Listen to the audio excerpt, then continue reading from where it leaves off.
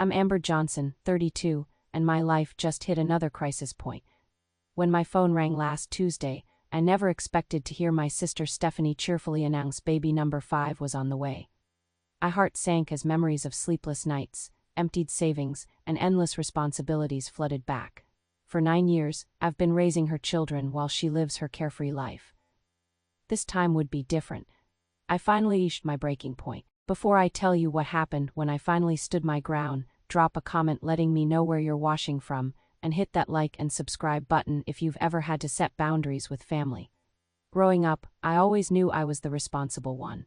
While Stephanie was sneaking out to parties, I was studying for exams and planning my future. Now at 32, I've achieved my dream of becoming an elementary school teacher in Boston. I love my job teaching third graders, even if it doesn't pay as well as other professions. My apartment is small but cozy, or at least it was before it became home to 4 extra people. Stephanie is 35, 3 years older than me, but you'd think she was 10 years younger based on her lifestyle. She's strikingly beautiful with our mother's bright blue eyes and natural blonde hair. Growing up, everything came easily to her, friends, boys, even good grades when she bothered to try. But responsibility. That's always been my department. Stephanie lives for the moment, bouncing between retail jobs that never last more than a few months and relationships that dissolve even faster. Our parents died within a year of each other when I was 24, Dad from a sudden heart attack and Mom from cancer shortly after. The double loss devastated us both, but we processed it differently. I threw myself into building stability, while Stephanie seemed to accelerate her already chaotic lifestyle. That's when Emma was born, my oldest niece and the first child I would end up raising. Emma is now 9, serious and thoughtful with long brown hair and eyes that seem to understand too much for her age. She loves books and can lose herself for hours in stories, perhaps as an escape from the instability of her real life. Emma remembers her mother's comings and goings more clearly than the younger kids, and I've noticed how she builds emotional walls to protect herself from disappointment. She's developed abandonment issues that manifest in clingy behavior whenever I have to leave her, even just for work. Liam came 2 years after Emma, an energetic 7-year-old with a mischievous streak and his mother's charm. Unlike his older sister, Liam expresses his feelings through action rather than withdrawal. His teacher calls me regularly about behavioral problems, pushing other kids, refusing to follow instructions, explosive tantrums. The child psychologist I consulted explained it as a response to instability. Liam is trying to control his environment the only way he knows how. Then there are the twins, Mason and Madison, 4 years old and a whirlwind of energy and demand. They're adorably chubby-cheeked with curly blonde hair like their mother, and they can switch from angelic to demonic in seconds flat. Despite the exhaustion they cause, their innocent hugs and sloppy kisses make my heart melt daily. They have no real memory of living primarily with Stephanie. I'm the only consistent parent they've known. The pattern started with Emma. Stephanie showed up at my door 6 weeks after giving birth, mascara streaked down her face. "I can't do this, Amber," she sobbed. "I think I have that postpartum thing. I just need a break. Can she stay with you for a week or 2? That week turned into a month, then several months. Stephanie would visit, bringing gifts and chaos, then leave again claiming work opportunities or new relationships needed her attention. When she announced her pregnancy with Liam, I voiced concerns, but she insisted things would be different. They weren't. By the time the twins arrived, my 1-bedroom apartment had become a makeshift daycare.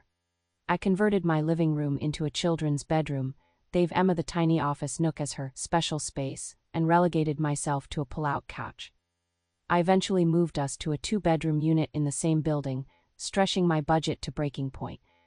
My teacher's salary was never meant to support 5 people. Child support from the various fathers is inconsistent at best, and Stephanie's contributions come in unpredictable bursts, usually when guilt overwhelms her or when she needs something from me.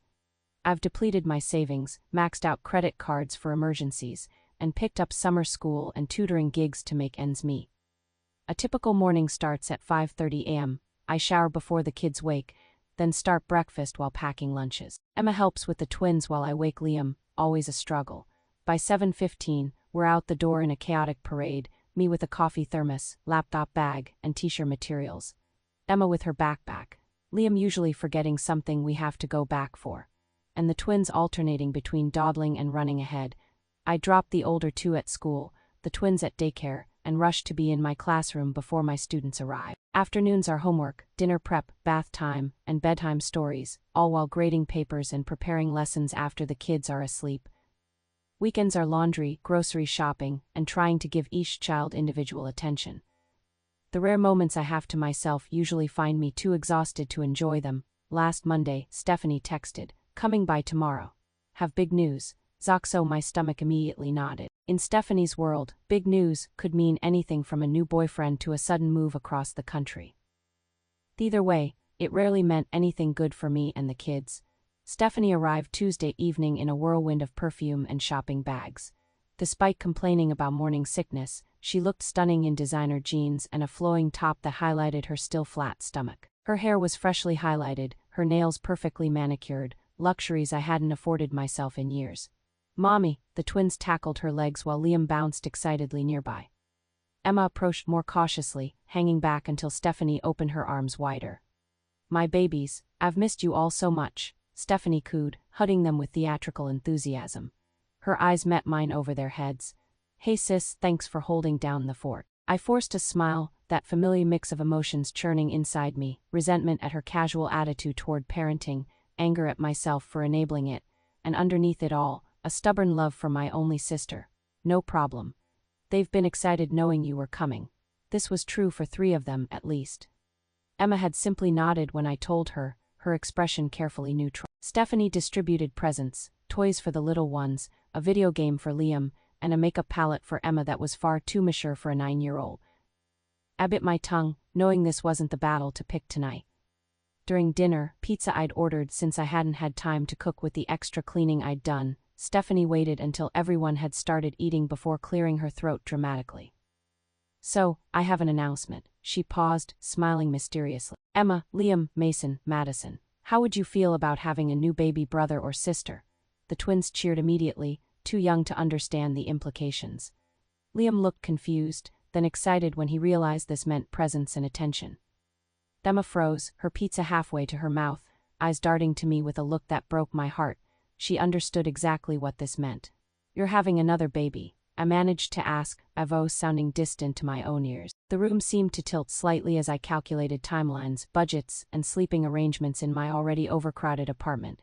"Due in November. Isn't it exciting?" Stephanie beamed, one hand resting on her stomach. "I'm hoping for another girl, though Gary thinks it's a boy." "Gary?" I asked. This was a new name. "My boyfriend. We've been together 3 months now. He's in pharmaceuticals, sales, very successful." She waved her hand dismissively. "Anyway, I know morning sickness is going to kick my butt like it did with the twins, so I'll definitely need your help again. And obviously after the baby comes." She continued talking, outlining how I would once again rearrange my life to accommodate her choices. I nodded mechanically while internally a pressure built that threatened to explode. My eyes met Emma's again, and I saw the resignation there. At 9 years old, she was already preparing herself for more responsibility, more chaos, more disappointment. I promised this wouldn't happen again after the twins, I thought, remembering Stephanie's tearful vow. "This is the last time, Amber. I'm getting my life together, I swear." "Excuse me," I muttered, pushing back from the table. "I need to use the bathroom." In the safety of the locked bathroom, I gripped the sink and stared at my reflection. The woman looking back at me had dark circles under her eyes and tension lines around her mouth that hadn't been there 5 years ago. I was 32 but felt 52. When had I last gone on a date? Had drinks with friends? Taken a day just for myself? "I can't do this again," I whispered to my reflection. "I just can't." A small knock on the door broke my trance. "Aunt Amber," Emma's voice came through softly. "Are you okay?" I splashed water on my face and opened the door, finding my niece looking up at me with concerned eyes. "I'm fine, sweetie, just needed a moment." Emma took my hand, her small fingers squeezing mine. "It's okay, I'll help with the new baby too." That this child felt responsible for comforting me, for helping with yet another baby her mother wouldn't raise, crystallized my resolve. Something had to change, not just for me but for these children who deserved better from both of us. I returned to the table with a forced smile, determined to get through dinner. The conversation would have to wait until the children were asleep. But this time, I wouldn't back down. By 9:30, all 4 children were finally settled in bed. Emma was the last to fall asleep, her worried eyes following me as I tucked her in. She sensed attention, always too perceptive for her age.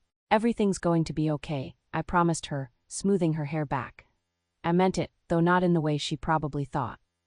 In the kitchen, Stephanie was making tea, humming cheerfully as she rummaged through my cupboards. She'd changed into borrowed pajamas, mine, taken without asking. The kids are so big now, she said, setting 2 steaming mugs on the table. Madison looks just like me at that age, don't you think? And Liam is getting so handsome. He'll be a heartbreaker like his dad. I sat across from her, wrapping my hands around the warm mug but not drinking. Stephanie, we need to talk about this pregnancy. I know, she nodded enthusiastically. I was thinking we could convert that storage closet into a nursery nook. It's small, but newborns don't need much space, right? Or maybe the twins could share with the baby once it's sleeping through the night. She continued chattering about names she was considering, nursery themes, and baby shower ideas, as if reorganizing my apartment for her 5th child was a foregone conclusion. I can't take another child, I said finally, my voice quiet but firm. Stephanie paused mid-sentence, her smile faltering slightly before returning. You always say that, but you're so amazing with them. You know you love being an aunt. I do love them, that's not the issue. Then what's the problem? It's not like you're dating anyone who'd mind. The casual cruelty of her observation stung, but I pushed forward. The problem is that I'm not just being an aunt. I'm being their mother while you get to be the fun visitor who breezes in with presents and then leaves when things get hard. Her smile disappeared completely. That's not fair. I have postpartum depression. You had postpartum depression with Emma. That was 9 years ago, Stephanie. What's your excuse for the other 3 kids? For the fact that I haven't had a vacation in 7 years. That my credit cards are maxed out paying for their dental work and school supplies. You know how hard it is for me to hold down a job with my anxiety, she said defensively. And it's not like the fathers help much. That's exactly my point. You keep making the same choices expecting different results. 4 different men, 5 pregnancies, and no stable home for any of these children. Stephanie's eyes narrowed. So what are you saying? That you don't want to help me anymore? That you don't love your nieces and nephews? I'm saying I love them too much to keep enabling this cycle, I countered, feeling a surge of confidence. I love them enough to want them to have a mother who's actually present, who takes responsibility. Oh, so now I'm a bad mother. Her voice rose sharply. I glanced nervously toward the bedrooms. Keep your voice down. And I didn't say you're a bad mother. I said you're an absent one. Stephanie stood up, tea forgotten. You've always been so judgmental, so perfect. It's easy for you, you've always had your life together.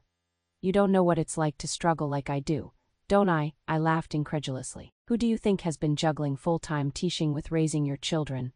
Who stays up all night when they have fevers? Who saves every penny to make sure they have birthday parties and Christmas presents? I'm drowning, Stephanie. I can't add a 5th child to this. We're the only family we have, she said, her voice dropping to a manipulative whisper. Since Mom and Dad died, it's just us. Family helps family. Yes, family helps family, I agreed. But this isn't helping, it's one-sided sacrifice. When have you ever truly helped me with anything? Tears welled in her eyes. You think I don't appreciate what you do. I know you're amazing with them. They love you so much. This isn't about whether they love me or I love them. It's about you taking responsibility for your own children. So what am I supposed to do with this baby?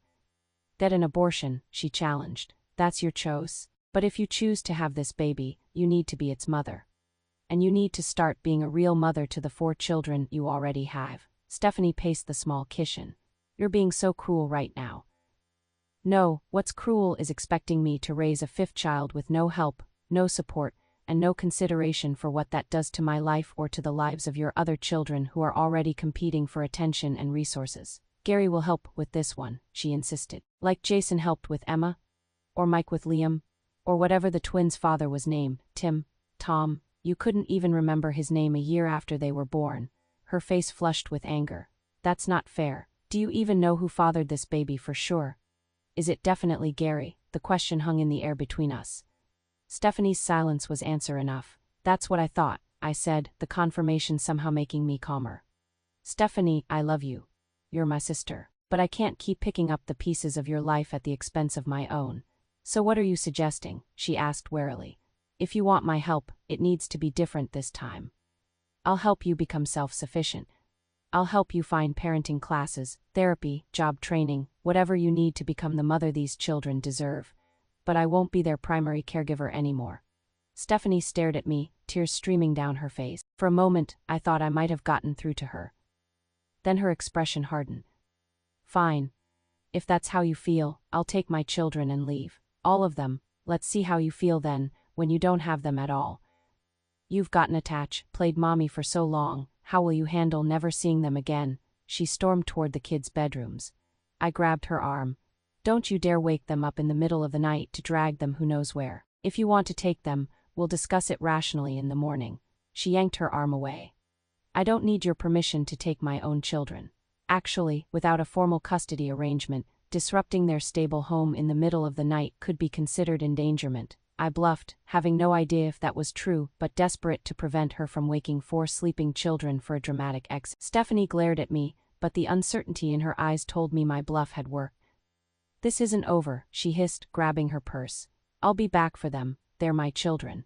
The door slammed behind her, and I collapsed into a chair, shaking. Through the window, I watched her get into her car and drive away, wondering if I'd just made a terrible mistake.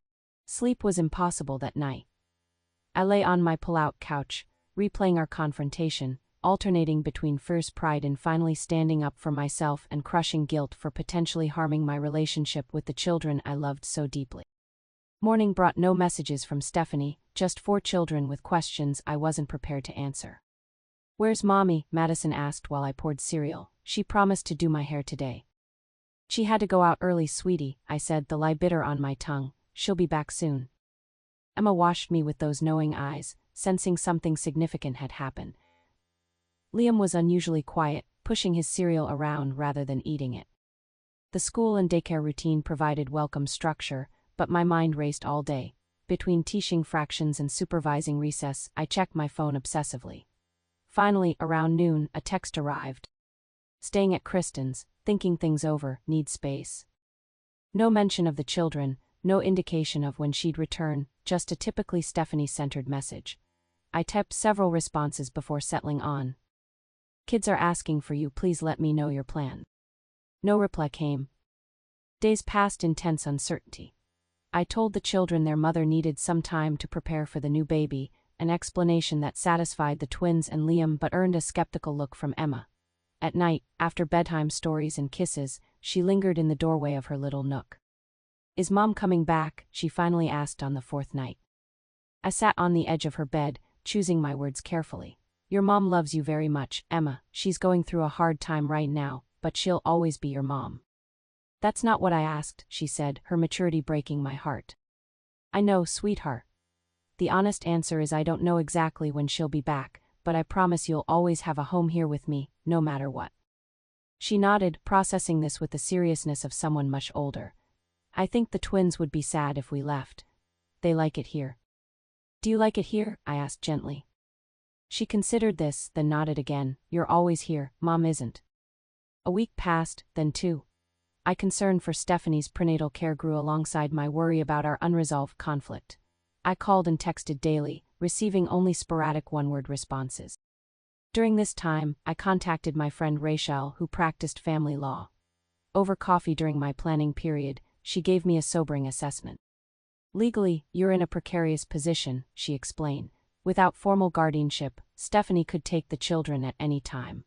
And while a court would consider their established residence with you, biological parents generally have preference unless there's clear evidence of unfitness. Is being unreliable considered unfitness? I asked. Unfortunately, no. Absent abuse or neglect, her inconsistent parenting wouldn't likely meet the threshold. Have you been receiving any child support or financial assistance? I explained the irregular contributions, my own financial sacrifices, and the verbal agreements we'd made over the years. Rachel sighed. Without documentation, that's all hearsay in court. My advice, try to work this out amicably with your sister. Court battles between family members get ugly fast, and the children will suffer most.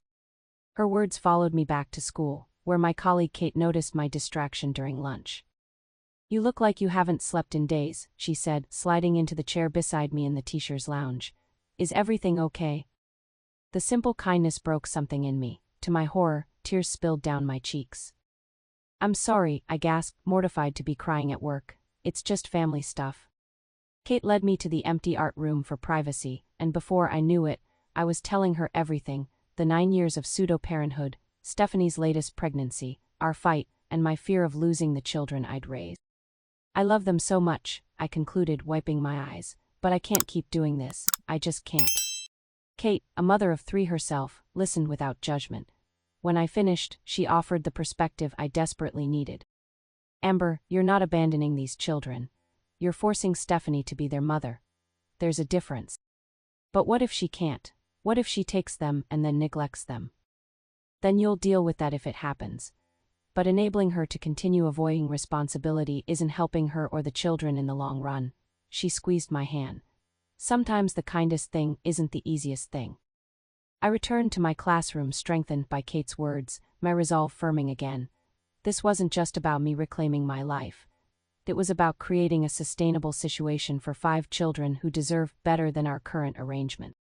That night, Emma found me looking at old photos after the younger ones were asleep. "Are those pictures of Mom?" she asked, climbing beside me on the couch.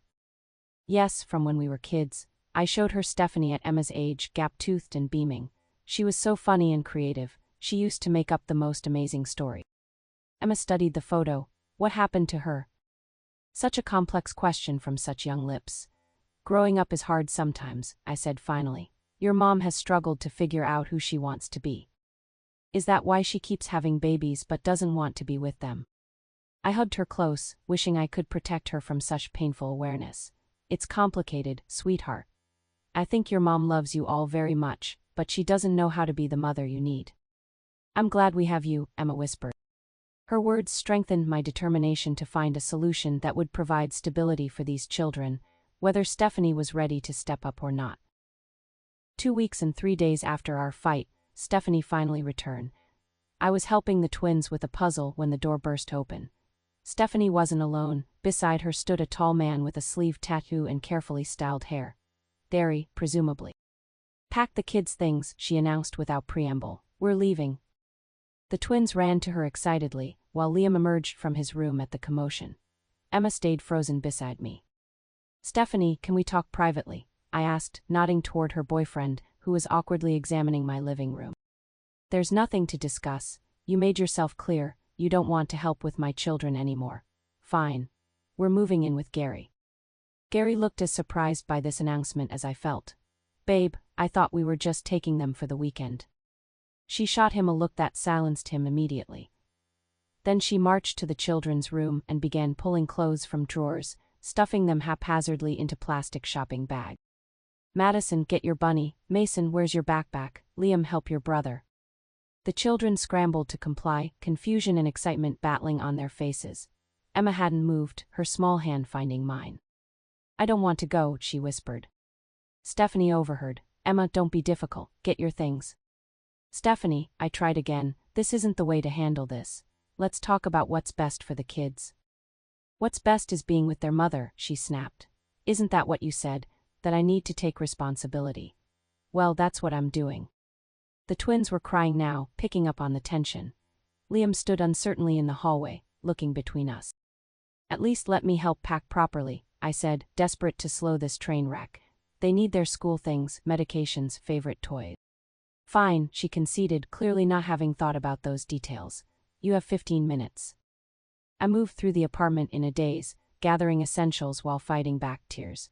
I packed Emma's treasured books, Liam's asthma inhaler, Madison's security blanket, Mason's allergy medications. Each item felt like a piece of my heart being torn away. Gary stood awkwardly in the living room, checking his watch. "Steph, my place isn't really set up for kids," he said quietly. "Maybe we should think this through." "It's fine," she dismissed. "We'll figure it out." 15 minutes later, 4 bewildered children stood by the door with their hastily packed belongings. Emma's eyes pleaded with me silently. Every instinct screamed to fight, to refuse to let them leave, but I knew creating a traumatic scene would only hurt them more. Instead, I knelt and hugged each child. "I love you all so much," I whispered, struggling to keep my voice steady. "Be good for your mom. Call me anytime, okay?" Emma clung to me, her small body shaking with suppressed sobs. "Please don't let her take us," she whispered. Those words nearly broke me, but causing a hysterical scene would only traumatize them further. I gently disentangled her arms, promising, "Everything will be okay. This isn't goodbye forever." As the door closed behind them, I collapsed to the floor, the silence of my apartment suffocating after years of constant noise and activity. That first night alone was unbearable. I wandered from room to room, touching abandoned toys, straightening already neat beds, feeling phantom pains like an amputee.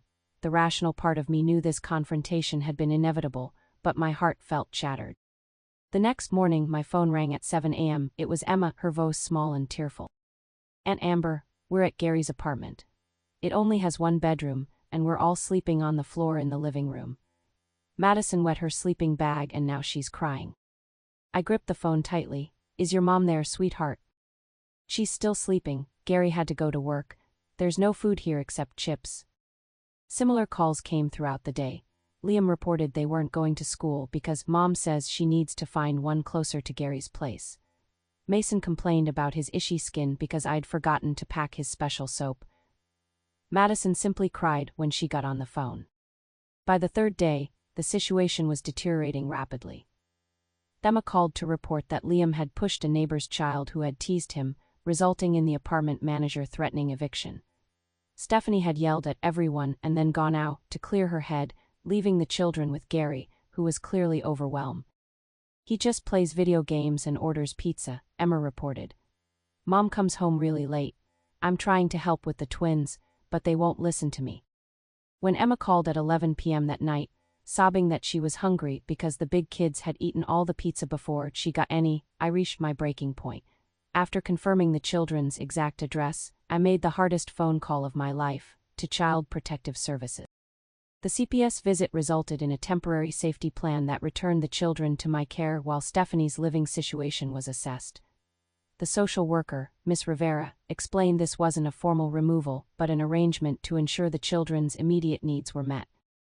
When Stephanie arrived at my apartment to drop them off, her fury was apocalyptic. "You called CPS on me, your own sister," she screamed as the children scurried inside, Emma shepherding the younger ones to their room. "How could you betray me like this?" "I didn't call to punish you," I said, keeping my voice level despite my racing heart. "I called because 4 children were in an unsafe situation." "Unsafe?" They were with their mother.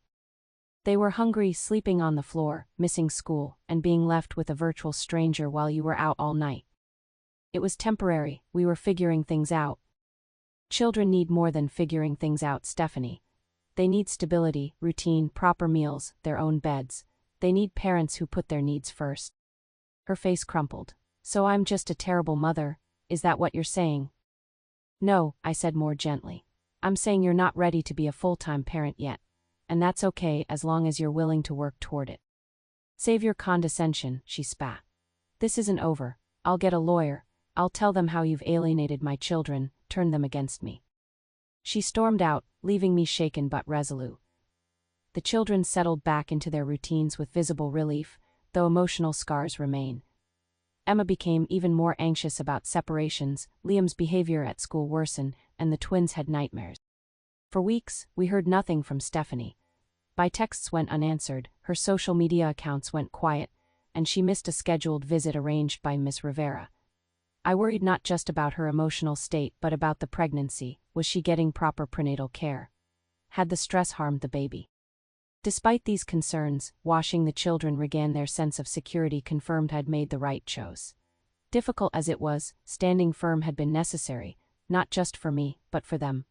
Now I could only hope that Stephanie would eventually see it that way too. Nearly a month after Stephanie's dramatic exit, a knock came at my door around 8 p.m., just after I'd put the twins to bed. Opening it revealed my sister, but not the glamorous, defiant Stephanie I'd last seen. This woman was pale and drawn, her hair limp, her designer clothes replaced by sweatpants and a stained t-shirt. "Can I come in?" she asked, her voice small. I stepped aside wordlessly, noting how she cradled her slightly rounded belly protectively. She stood awkwardly in the living room, looking around as if seeing it for the first time. "Are the kids asleep?" "The twins are. Liam and Emma are reading in their rooms." She nodded, then suddenly her face crumpled. "I can't do this, Amber," she whispered, tears spilling down her cheeks. "I can't do any of it. I've never been able to." I guided her to the couch, where she collapsed into body-shaking sobs. Through broken sentences, the truth finally emerged, the truth I'd suspected but she'd never admitted. After Emma was born, I couldn't connect with her. I looked at her and felt nothing, just emptiness and panic. The doctor said it was postpartum depression, gave me pills I never took. She wiped her nose with her sleeve. I thought having another baby would fix it, that maternal feelings would kick in with Liam. Then the twins. Nah, this one, but it never gets better. Did you ever get help, real help? I asked gently. She shook her head. It was easier to leave them with you. You're so natural with them.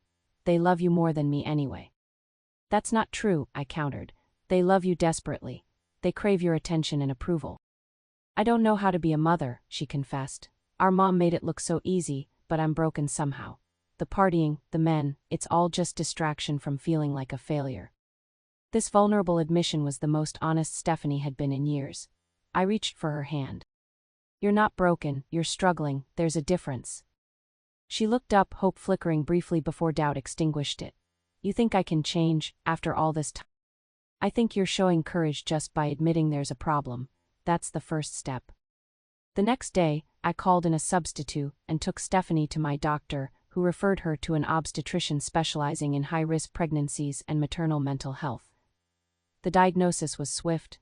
Severe untreated depression complicated by pregnancy hormones and years of avoidance behavior. This isn't just baby blues, Dr. Patel explained. You've been suffering from a serious, chronic condition that affected your ability to bond with your children and make stable decisions. With proper medication deemed safe for pregnancy, therapy appointments scheduled, and a referral to a social worker, we left with something Stephanie hadn't had in years, a concrete plan. The social worker, Loria, became instrumental in creating a sustainable path forward. During our first family meeting, she listened to both of us without judgment before offering her assessment. What I'm hearing is that we have children who need stability and two sisters who each have something valuable to offer them, she summarized. Amber provides consistency and nurturing, while Stephanie is their biological connection who wants to improve but needs support. Perhaps instead of an all-or-nothing approach, we should consider a collaborative arrangement. The plan that emerged was both simple and revolutionary. Stephanie would move into my spare room, actually a walk-in closet we cleared out and furnished minimally. She would attend parenting classes, therapy sessions, and gradually take on increasing responsibility for the children under my supervision. Meanwhile, I would get respite time, actual weekends off, evenings to myself, as Stephanie learned to care for her children. The children's reactions to this arrangement ranged from enthusiasm, the twins, to cautious optimism, Liam to outright skepticism. Emma, 9 years of patterns don't change overnight, and Emma in particular had been hurt too many times to trust easily. She'll just leave again, she told me when I explained the new living arrangement. She always does. This time is different, I assured her, though I harbored my own doubts. Your mom is getting help now, and we have people making sure she sticks with it. The first weeks were awkward and tense. Stephanie struggled with the mundane aspects of parenting, enforcing bedtimes, handling tantrums, maintaining patience through homework sessions. She bristled at my corrections but was clearly terrified of being alone with the children. A breakthrough came one evening when Madison suspected a fever. Stephanie, who would previously have disappeared at the first sign of illness, sat up all night applying cool compresses and administering medicine. When the fever broke before dawn, the look of accomplishment on my sister's face was worth all the struggle. I did it, she whispered, exhausted but proud. She needed me and I didn't run away. Small victories accumulated. Stephanie secured a part-time job at a boutique with family friendlies.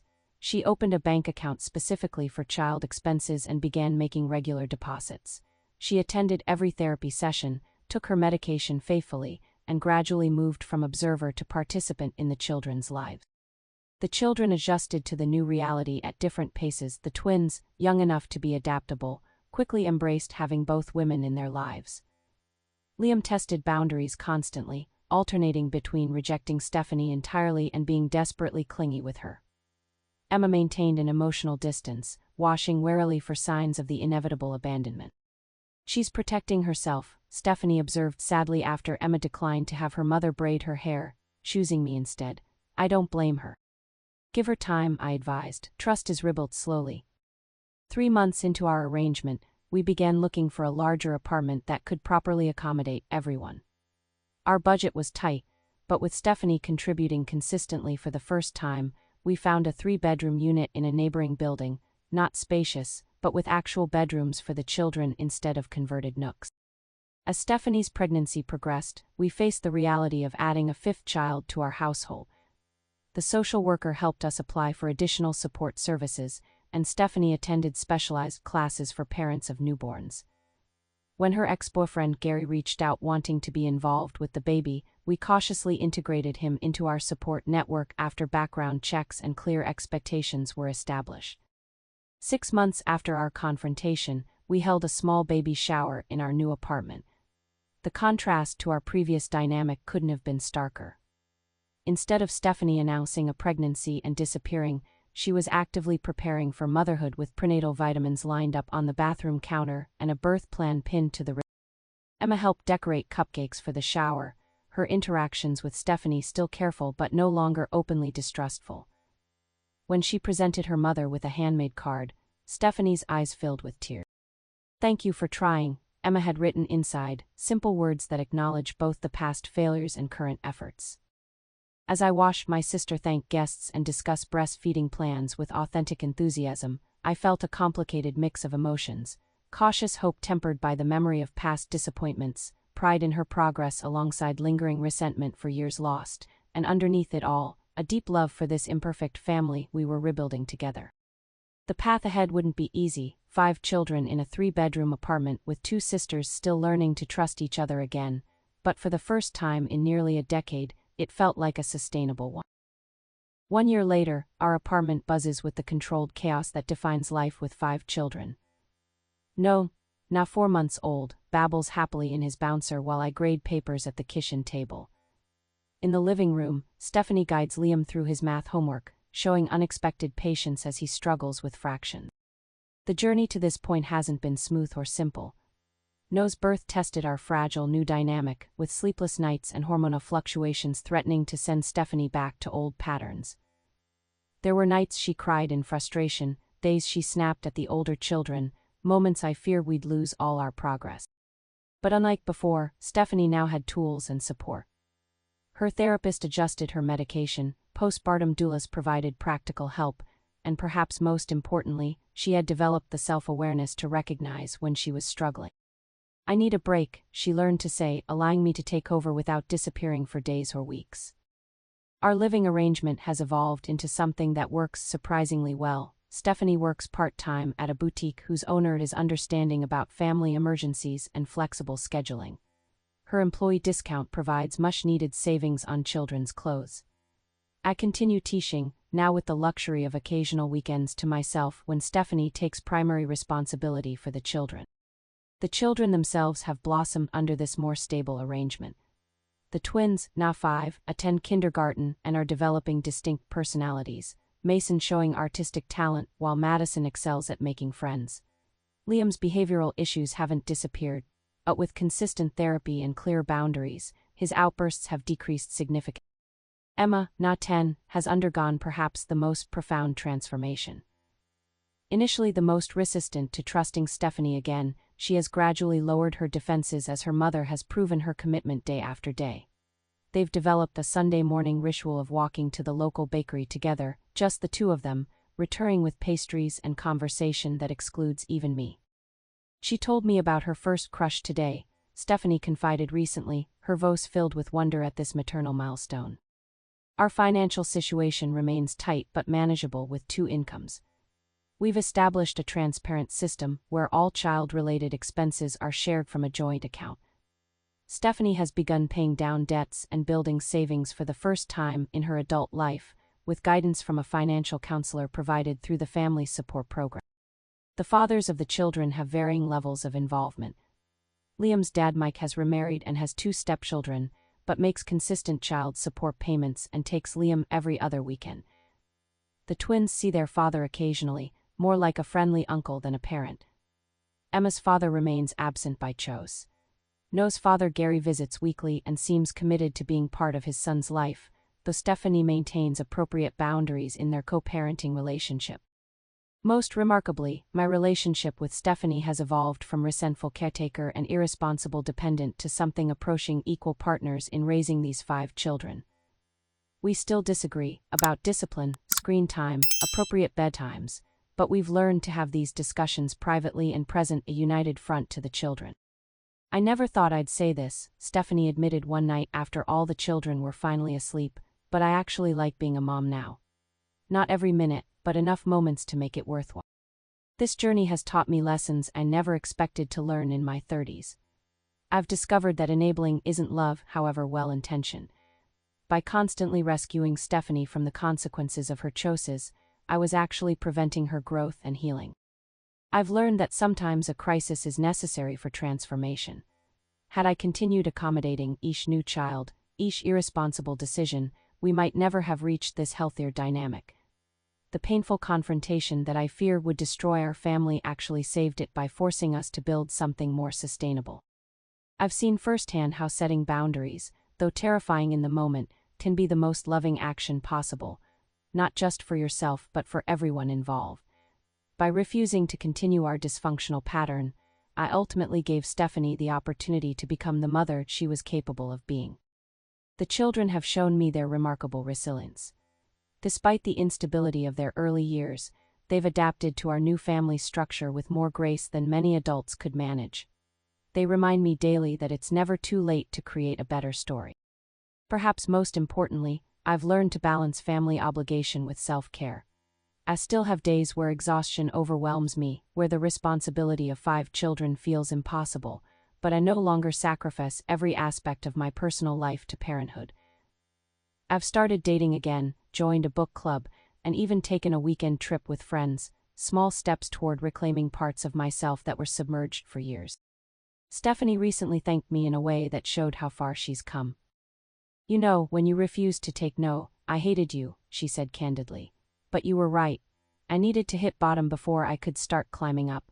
Thank you for not giving up on me, even when you were standing firm." This doesn't mean our struggles are over. Raising 5 children in a modest apartment with limited resources will never be easy. Stephanie still has vulnerable days where depression clouds her judgment. I still feel the weight of responsibility for a family I didn't plan to have. The children still bear emotional scars that may take years to fully heal. But we're moving forward together, with clear boundaries, better communication, and a shared commitment to breaking dysfunctional patterns rather than perpetuating them.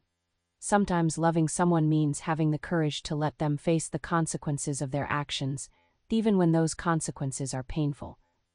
Sometimes it means standing firm when every instinct screams to rescue them.